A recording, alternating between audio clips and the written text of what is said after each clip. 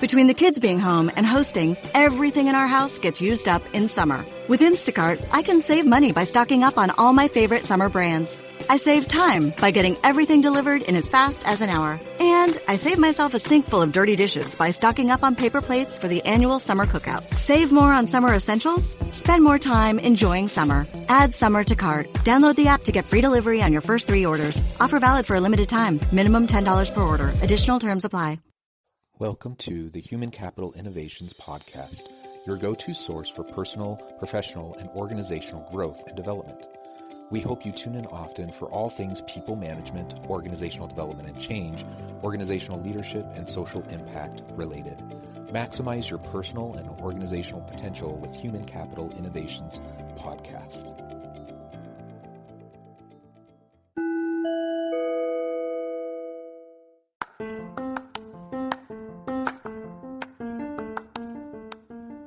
Welcome to the Human Capital Innovations Podcast. In this HCI podcast episode, I talk with Sarah Hawley about creating a dynamic culture through providing your team more freedom.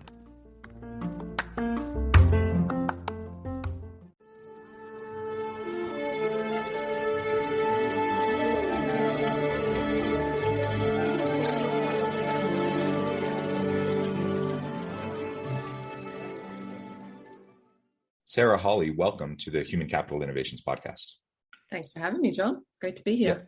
Yeah, it is a pleasure to be with you. I'm super excited to have a conversation with you today as we talk about the role of freedom within organizations and how we might go about creating a more dynamic culture through providing our teams more freedom, more autonomy, more empowerment, more ability for them to kind of dictate the terms of their own work. We're going to unpack that together. You're joining us from Texas. I'm here south of Salt Lake City in Utah, and it's just a pleasure to be with you. As we get started, I wanted to share Sarah's bio with everybody. Sarah Hawley is a serial entrepreneur and investor, having founded 8 companies since 2009. Following 3 successful multi-million-dollar exits, she's currently the founder and CEO of growmotely.com, the first global platform for sourcing, growing, and leading remote teams. She's personally fueled by a passion for challenging the status quo of how we work, conscious culture and leadership, community, diversity, and equality, and living life on one's own terms. Sarah is a professional speaker and published author, appearing on TV and writing for many popular publications. She has also held board positions with several not-for-profit organizations, including Project Gen Z, Project Futures, Entrepreneurs Organization, and the Association of Financial Advisors, and the Institute for Global Women Leaders. And I could go on and on and on. What a tremendous background and a set of accomplishments that you have. Anything else you would like to share with listeners by way of your background or context before we dive on in further to the conversation? No, I think you did a good job. And it's interesting listening to you read my bio. I'm like, oh, not surprised that we are talking about this particular topic, because I really do have such an affinity for like understanding myself and knowing myself and coming back to personal empowerment. It's just, it's no wonder that I am looking at this in the organizational context and can really empower and help our teams as individuals, but also help the team and the company and the culture. So funny to reflect on things while I listen. Yeah. And in the pre-interview, as we were just chatting and getting to know each other a little bit, it was fun just discussing really both of our experiences with kind of the traditional setup of corporate structures and systems and policies and practices, both in organizations, but in society as a whole. And really this observation that we both had, that we just seem to continue to layer more and more and more on to the way we work and the way we function. I've seen this as well, just as you had expressed. And maybe we can start there and describe for us a little bit about your experience in that kind of a setting, and what that does to people and teams in terms of productivity and innovation when you're in an organization that tends to kind of constrict more and more and more with more layers of bureaucracy or policies, procedures, all of those things that are put in place for a reason. They're trying to protect people. They're trying to comply with the law. They're trying to make sure there's consistency across the organization. So there are certainly reasons to have those things. But what happens when the pendulum swings too far and we get too much of that stuff going on within organizations in your experience? I mean, I'm someone who's always just hated like rules and authority, and I want to break the rules. And one of the things that I remember happening to me early on in my career was being like tasked with something and given responsibility, so to speak, to get this thing done, and then having someone just on me the whole time about how I was getting it done and how was it progressing and when would I get it done, and the way that I was doing it was never good enough and not fast enough or not on the right timeline that they maybe wanted. And I guess that's essentially micromanagement, but it's another form of just controlling and structures and processes. And the other thing that I witnessed, and something that I did as well in my early leadership days, was like when one person or one thing would happen in the company, a new blanket policy would come in for everybody now has to adhere to this blanket policy because this one thing happened. And the feeling that it would just create culturally was just this like separation and from us and the leadership or whatever, and this feeling of not really being seen or trusted or understood. And for myself, any of those kinds of experiences, whether it's micromanagement, whether it's a whole bunch of rules that I need to follow, policies, things being thrown at me left, right, and center of how I have to do things because, coming from a place really of fear and constriction and, trying to protect people or whatever the guise might be, the feeling that happened for me was just disconnection, unworthiness, resentment, definitely like a lack of engagement, and just a general feeling of not being seen, not being valued, not being understood, and not being able to just be me within the organization, I guess, because I'm basically being told from all angles that how I am innately is not enough. You have to be a certain way. And, I'm really grateful on my journey as a leader that I was brave enough to start experimenting with more freedom and really have been benefiting from that over time. But it's taking me back a few years now to just think about how it used to feel, and it was horrible. Yeah, and unfortunately, I can relate to everything you just said. And I imagine most listeners can relate, either in the current organization they may find themselves in or in previous organizations. And it really is incredibly frustrating and disheartening. And I will also say, I'll couch this as charitably as I know how, and with as much kind of graciousness and generosity to the leaders of these organizations that keep piling on.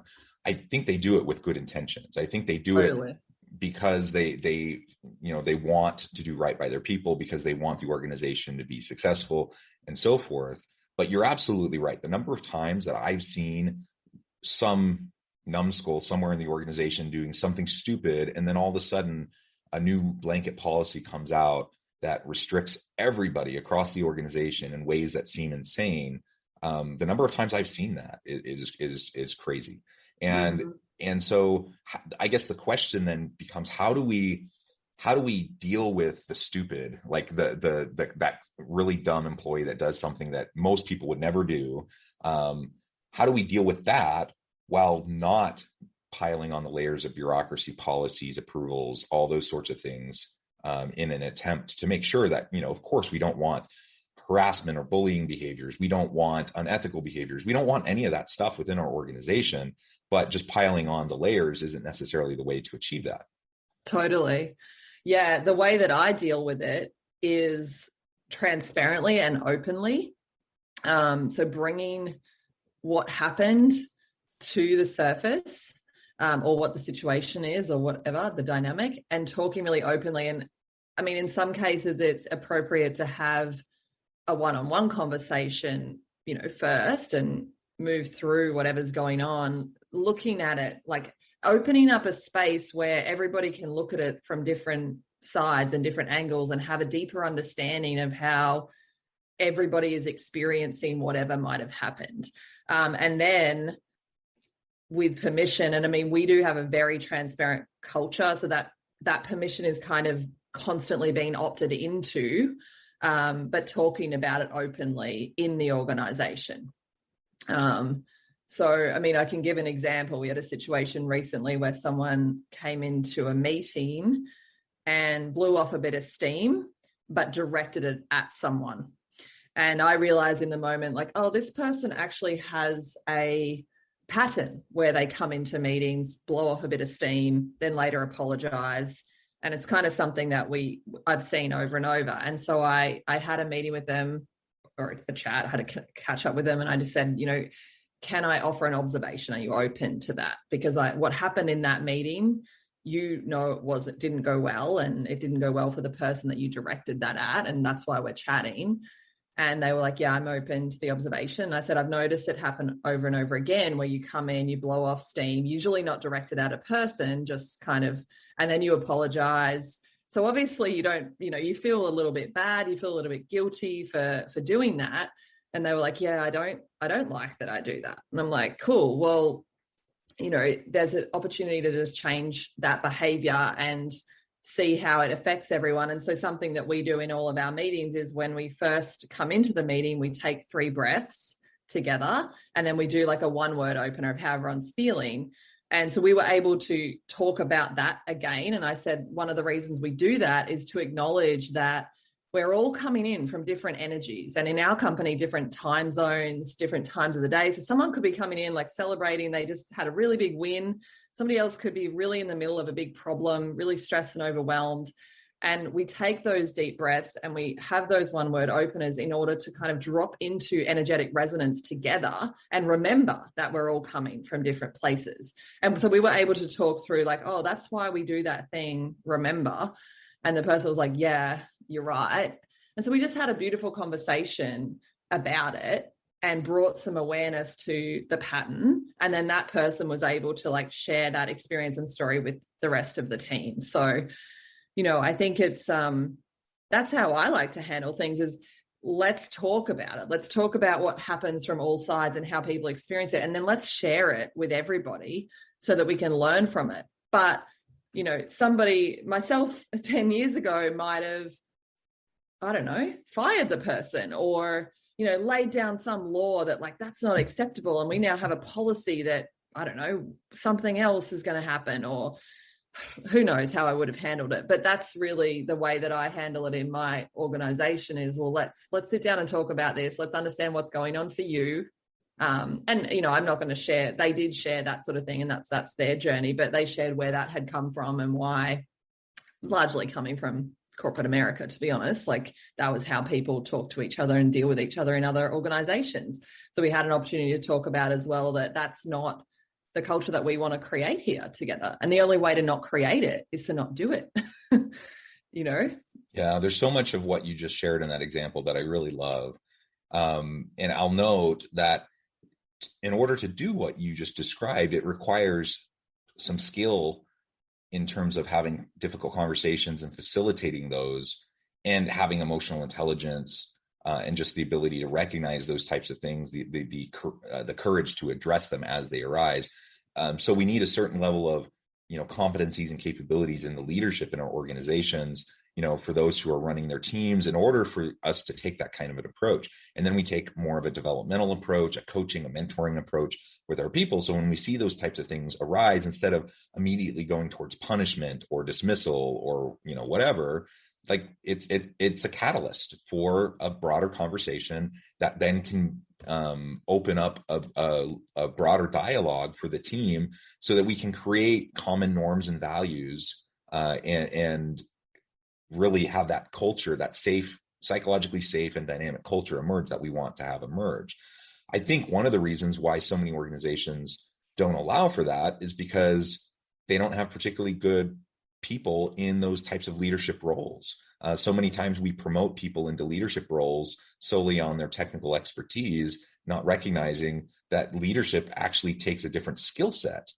So I might be great at operations or marketing or coding or whatever, the area.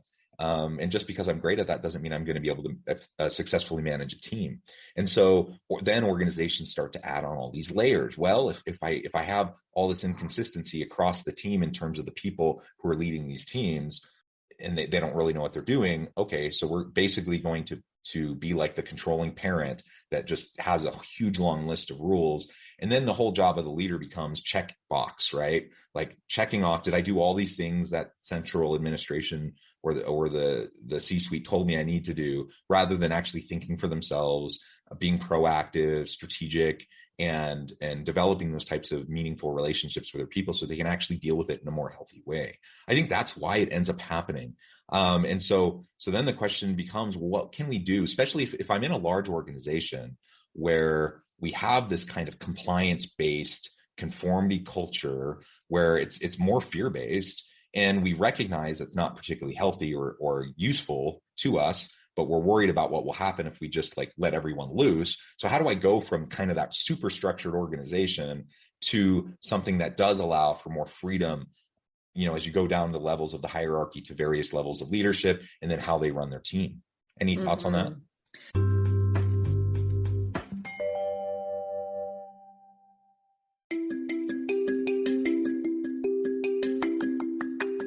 I'm excited to announce the publication of my new book from HCI Press, Bluer Than Indigo Leadership: The Journey of Becoming a Truly Remarkable Leader. Early in my adult life, I learned about an Asian proverb that translates as bluer than indigo. If you think about the color indigo, it is a brilliant, deep, and vibrant blue, what some would call the bluest of blues. To have something that is bluer than indigo is rare and truly remarkable. Contrary to popular myth, there is no one-size-fits-all or cookie-cutter approach to effective leadership. There's no silver bullet, no secret sauce, no go-to model that will solve all of our problems. The truth is, great leaders have all had their unique strengths and flaws, and have all had to discover and then pave their own distinctive path in their life's journey to fulfill their leadership potential.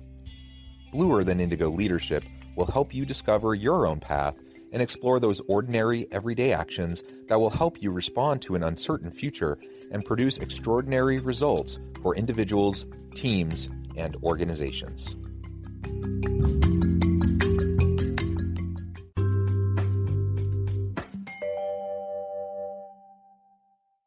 Yeah, well, I mean, if anyone's been on their own personal growth journey, I think you will be familiar with the idea that sometimes it gets a little messier before it gets better. Sometimes we need to walk through and work through a little bit of muck before we kind of come out to a place where we're more stable and consistent, or what have you, with whatever that issue or trigger might be for us. I think it's thinking of that at an organizational level. While you were speaking, I was thinking, it's like, is it the chicken or the egg? Because basically, until we allow people to have freedom to get to know themselves, to sit with themselves, to take responsibility, to have the space to explore that, they can't do it. And the more that we give them rules, structures, policies, and procedures, there is no space for them to explore who they really are and how they would want to show up. And then they become reliant on those structures, right? Exactly. Yeah. So it's kind of a self-perpetuating thing. Now, I think there's two questions kind of in there. Like, if you are someone in a large organization that doesn't have the power to say, okay, we're going to evolve the culture. I mean, there's infinite choices always, but it might be to move out of that organization. Like, if it really feels out of alignment, it might be to move out. If actually it feels like your work is to stay in the organization and start to be the change that this organization can possibly be, I think that's really what I just said. It's about being the change. So rather than lamenting that and complaining that at a higher level, they're not helping us become better, like, you still have sovereign power to be a better leader within your team. And leadership, I will remind people, is not actually a title and being above people. The lowest level employee could be lowest level in typical, I don't even like using that term, but in the typical sense, could be a leader. Like, a leadership is earned because people, there's fear-based management where, okay, that person's the boss. You have to, because the rules say it. And then there's leadership. And I think true leadership is when people look to you and say, wow, that person resonates with me. They inspire me, and I feel proud of who they are. And it makes me want to be more like them. It makes me want to listen to them. It makes me want to engage with them. Anyone can do that in any area of their life, any day of the week. And so we can start to do that. And the way that we do that is through looking inward. Like, who am I? How do I evolve? And trusting that the work that we do ourselves does have a ripple effect to the people around us. And it's a leap, because we live in a world where everything is externalized, especially in the cultures of these organizations. The defining factor of these kinds of the culture of these kinds of organizations is it's everybody else's fault, blaming everybody else. Everybody is walking around the entire organization blaming everyone else. People at the top are blaming the incompetent employees. The incompetent employees are blaming the leadership or the management, I should say. And that's just like a self-perpetuating thing as well. So we have to start to be the person that doesn't blame anybody else and looks at ourselves. And then, as I say, we decide whether we can stay or whether it's time to navigate away from that organization. If, in fact, we are the leaders, the founders, the owners, and we get to actually really, truly make a decision and start to shape the future of the organization, that's very exciting. Entrepreneurs or people in senior leadership at companies, we get to make that decision. And I think going into it knowing it is going to be messy, and some people might leave because some people may not be able to evolve with us. And I am going to have to evolve as the leader, because I can't just, once again, externalize and say everybody else needs to develop all this emotional intelligence. Like, I hate to say that if you are the leader of an organization that has this shitty culture, you created it. That's right. or at least you perpetuated it. Exactly. Right? I mean, it's a group effort, yeah. But you've allowed it, you've enabled it, and you've probably charged it to some degree or another. And so once again, it comes with doing inner work, looking at ourselves, showing up differently every day, and knowing that it will be a journey, but investing in that journey over the long term and looking at where are we going to be in a couple of years from now if we go on this path of creating a really empowered, trusted, sovereign workforce. I really, really like that. And I think perhaps it's useful to think of this, on the one hand, we have this big macro level view of a big entire organization. And if we have a big complex organization, we do need to think about it from that level. But for anyone who's listening, thinking that sounds great, this is all really great, kind of pie in the sky, abstract theory, but how do I actually apply it? I would say what you just said is not really any different than how I would go about managing my small team. So if I'm not in the C-suite, but I'm a leader over, say, a team of 6 people. Exactly. Yeah. I'm not going to be micromanaging them, right? If I do, I'm not a good leader. I'm just a micromanager, and I'm going to thwart their creativity and their innovation and their productivity. They're not going to be happy, etc. Right? I think everyone knows that. Nobody likes a micromanager. And so then we think, well, how do we empower our people on our team? It can't happen immediately. You have to develop trust over time. How do you develop that trust?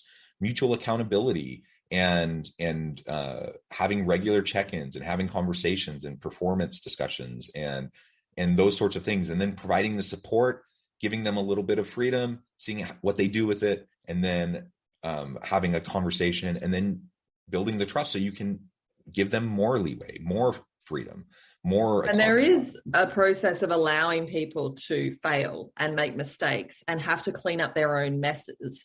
Because I think that's a really common thing that we see, especially in smaller businesses. You'll often find the entrepreneur or founder doing that. They're actually keeping a lot of things together. But we also find it in teams within organizations where the manager or leader of that team's actually kind of ultimately making sure everything gets done, and not from the perspective of just leading and guiding, but like they'll jump in and get it done. And I think that it is really hard, but when somebody does something and it doesn't work out and they have to clean that mess up once, there is so much learning there that will never happen again. If you clean their mess up, you will be cleaning their mess up every single week. And that is the reality, because you're not allowing for that growth. You're not allowing for that learning. You're not, the message you're also communicating to that person at some level is you are not worthy. You're not good enough. So I'll come in and save the day every single time. Whereas if you say, do it and do your best, and then when their best doesn't work out, you sit down and say, what do we learn? How do we make it better? How can I support you? And they feel, wow, I'm worthy. I'm able to be here. I would also offer as well, like another practical tip, if you are that person who's not the manager or the leader, but you're in the team, you have the power also. And a simple thing could be, this would be going back to the old office days where maybe you go to the bar with your colleagues on a Friday night, but however that shows up for you now, maybe you're just on a social chat or you're chatting on Slack or whatever. When your teammates start complaining about the company, about the leaders, about whoever, you just say, hey, I don't want to talk about that. Like, this is what I love about being here, and that's what I want to focus on. Can we change the conversation? Like, that is so powerful to just show up and say, I'm not going to be doing that anymore, because the only way you can create a great place to work is to be that. If you continue to complain and moan about the place you work, you are just creating that place. So just kind of wanted to throw that practical thing in there. For people who might feel like they're powerless, you're not. Yeah. And again, remember that it's really not, and it's the same set of processes and approaches that we might take with a small team, as it would be if we're in an executive role. So we can create the culture within our small team, even if the corporate culture kind of sucks within our little unit, we have the stewardship there and we have the ability to influence that. If I'm in an executive role, I have an opportunity to influence more of the organization, of course, but it's essentially the same elements. And we need to start now, because like you said, just because a sick culture, an unhealthy culture exists, it doesn't mean that necessarily you're the one responsible for it. But if you don't do anything to disrupt it, then you're part of the problem. You're perpetuating it and you're helping to sustain it. And so let's start today by acknowledging the problem, setting a path forward where we can start to create more of a healthy, dynamic environment and culture, and just empower people, give people more freedom, trust them more, have more conversations with them around coaching and development. And people tend to thrive. Not everyone will. And some people, like you said, will self-select out of that kind of an environment, but most people will appreciate it. They'll be more engaged. They'll be more productive. They'll be more innovative. And that's what's going to drive a healthy organization. And there really is no downside. I mean, at worst, you evolve as a person and learn how to handle yourself in a really challenging environment. At a level above that, your team starts to really thrive, and at least you and your team are having a great time every day. And then what's actually possible? That team, you as a leader, and that team could influence the entire organization, which could have a flow-on effect to customers and the world around you. Like, there's really no downside. And I guess the absolute downside, the worst that could happen is you get fired or something because for whatever reason, you're just too different. That's actually a positive, because then you are free to go find a home that is, more deserving of your light. So I don't really think there's any downside of making a decision to want to show up in society, in the culture of our organization, in our relationships as somebody who is a proponent for positive evolution. I love it. Well, Sarah, it has been a pleasure. I note the time. I need to let you go here in just a moment. But before we close, I wanted to give you a chance to share with listeners how they can get connected with you and find out more about your work, your team, and then give us a final word on the topic for today. Well, that was like a super cool discussion. So thank you so much for having me, John. I feel like I can talk about freedom and empowerment forever. And I will just share that, I've been on this journey with my team over the last, probably since about 2016, I feel like, just really peeling back all of the layers and giving people more and more autonomy, freedom, empowerment, to the point now where really we're a bunch of people who come together and work on Growmotely and with Growmotely and at Growmotely, but everybody is very much trusted and empowered to do it in the best way possible for them. And it's very, very enjoyable and expansive and wonderful. So I just did want to share my own experience. I wrote about it in my book, Conscious Leadership, about my own journey from being a leader who was not very good at leadership and had a lot of policies and procedures to where I'm at now. So if anyone is interested in, really my actual journey and what I've done along the way, grab that book. But yeah, come and visit us at growmotely.com. We would love to welcome you into our ecosystem if this resonates with you. And I have a newsletter that I write, Rise, which is my thought leadership piece. So feel free to sign up for that and he'll hear from me directly. And I do read and reply to any responses I get. So if you feel called to anything that I write, then definitely say hi, tell me what you think. Wonderful. Thank you so much, Sarah. It's been a real pleasure. I encourage listeners to reach out, get connected, find out more about what Sarah and her team can do for you. And as always, I hope everyone can stay healthy and safe, that you can find meaning and purpose at work each and every week. And I hope you have a great day.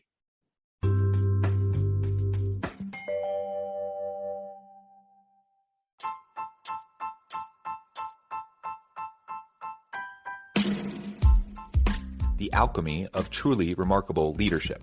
Ordinary, everyday actions that produce extraordinary results. Consider how the nature of work has shifted over the past 50 years. With increased globalization, rapid technological advancement, and the shift in economic composition, the average job of today looks very different than the average job of 50 years ago. What will the jobs and organizations of tomorrow look like? Moreover, what does this all mean for organizational leaders? What are the core competencies and capabilities of organizations and their leadership that are prepared for continued disruption and geopolitical and socioeconomic shifts? Regardless of what the future holds, increasingly, leaders need to be socially minded, data-driven, decisive, champions of talent, and disruptors of the traditional notions of leadership, teams, organizations, and work. The alchemy of truly remarkable leadership will help you to explore your own leadership competencies and capabilities and consider ways to apply and implement them into your workplace and personal life.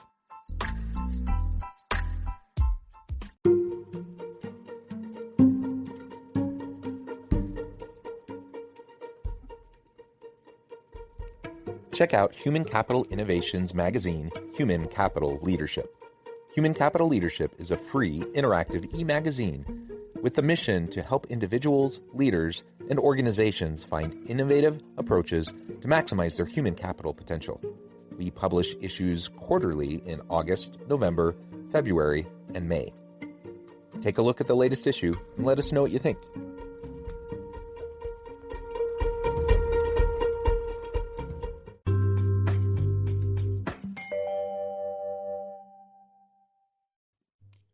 Thanks again for joining us for this episode of the Human Capital Innovations Podcast.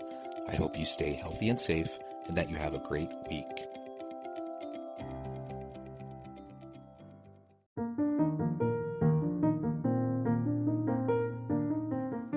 Check out our new weekly LinkedIn newsletter, Alchemizing Human Capital, exploring industry trends via original research and interviews with executives and thought leaders from across the globe. We look forward to having you join us.